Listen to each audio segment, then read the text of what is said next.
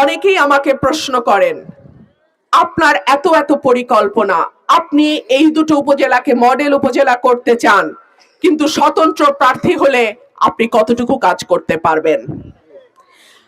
যখন বিএনপির বড় বড় কুতুবরা বিদেশি নাম্বার নিয়ে পানাপুকুরের তলায় লুকায় ছিল, এই রুমিন ফারহানা তখন সংসদে দাঁড়ায় শেখ হাসিনার সামনে বলি নাই যে এই সংসদ অবৈধ? আমি একা কত দূর করতে পারি আর পারি না সেটা আপনারা দেখেন নাই।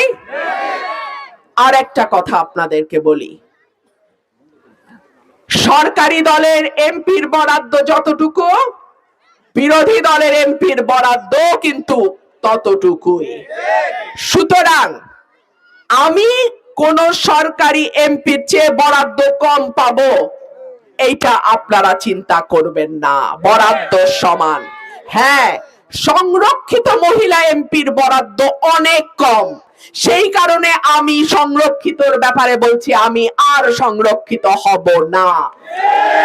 কারণ সংরক্ষিতর বরাদ্দ এত কম যে ওইটা দিয়ে কোনো কাজ, দৃশ্যমান কাজ করা যায় না। কিন্তু নির্বাচিত এমপির বরাদ্দ সে সরকারি দলের হোক আর বিরোধী দলের হোক সমান। আর একটা প্রশ্ন করি, সরকারি দলে কোন দল যাবে আগের থেকে জানি কেমনে?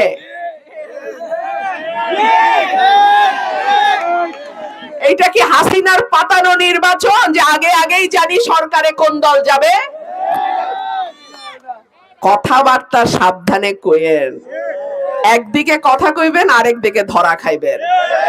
তো কথাবার্তা যত কম তত ভালো।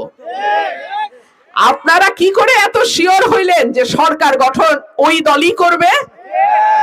অন্য দলও তো সরকার গঠন করতে পারে, তখন আপনাদের কি অবস্থা হবে ওইটা আগে চিন্তা করেন।